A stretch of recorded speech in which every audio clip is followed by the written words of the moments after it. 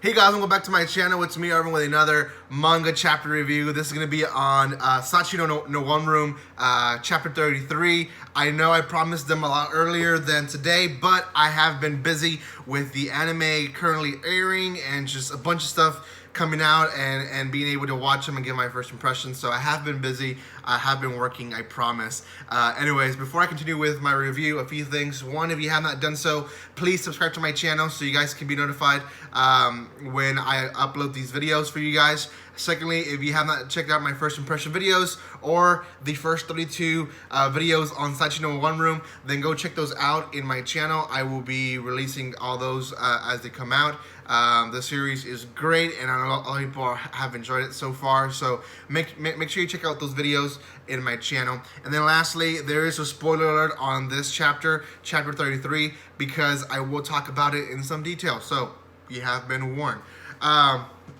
A few things to note. Chapter 33 is actually the beginning of volume 6, which is brand new volume. We have the volume 5 seemed like it took forever to finish, or at least maybe it wasn't as long as the other volumes. It just came out a lot slower than the other volumes. So anyways, volume 6 is out. We have 3 chapters right now of volume 6, chapter 33, 34, and 35. So I will be reviewing those as fast as possible.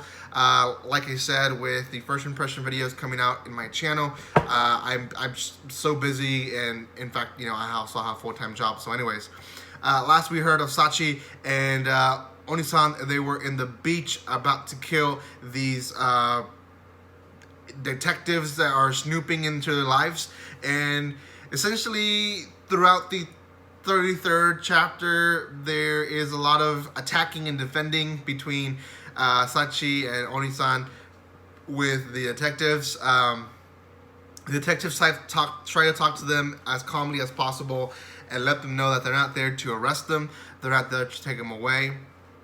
At one point he does say, the detectives does say, I'm going to separate you guys, but he says it in a way to test them to see their reactions, and he finally lets everything know or have them know what's going on. He says, I'm just here to investigate. I realized your mom's testimony and other people's testimony was weird. I do know as a fact now that you left on your own will and that you guys are together because you want to be together, not because he kidnapped you. And she kind of gets into shock.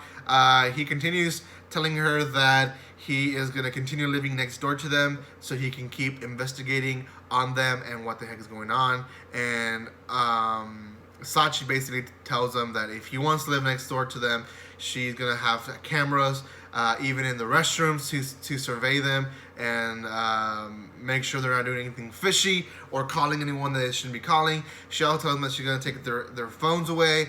Phones, TVs, and computers, I believe what she said, away, so they're not able to communicate with anyone or see any type of false news that can basically change their mind.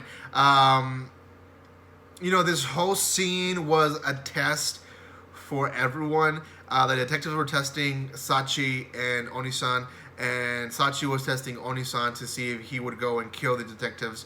And Onisan was really just testing the water to see what the detectives were doing and why they were there. So everyone was kind of testing each other to see what was going on, and it just was a big mess at the beginning. And once everyone kind of calmed down and talked, it seems like Sachi took control of the situation.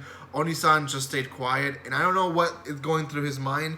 I didn't actually think that he would go through into trying to kill someone for Sachi. So the characters have changed quite a bit from the first 2 volumes where we thought that Sachi was innocent and Sachi was, you know, being abused, and she is basically becoming a victim.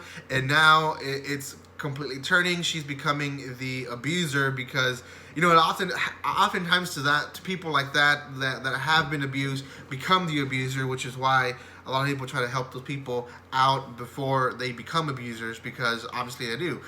Her, on the other hand, she's gone way past abuser and now has become where she is willing to kill someone for her to be content. So pretty good chapter. It's developed more of the characters and has given us more of a hope for more chapters. We'll see what happens. I don't know why the detectives are still trying to investigate if they have basically figured out everything. At least in my opinion, it does seem like that. I don't know why they would continue trying to investigate and put them in a weird situation, but I guess they're trying to help in a way where if the media does find out, they can leave them alone and have Sachi and maybe Oni-san have a happy life. As far as how the story is going, I don't think that's going to happen. I kind of feel like someone's going to die at the end, but we'll see what happens. Anyways, guys, if you have not done so, please subscribe to my channel. It's going to help me a lot. My birthday is just in a few days, so you want to give me a birthday present, subscribe. That's going to help me a lot. Thank you guys so much for your love and support. If you haven't checked out the first 32 chapter reviews on this series, go check them out in my channel. There's quite a bit of them, so there's a lot of them actually. So go check them out in my channel. You won't regret it. Thank you guys for your love and support. And with nothing else to say, guys, don't be strangers. See you guys.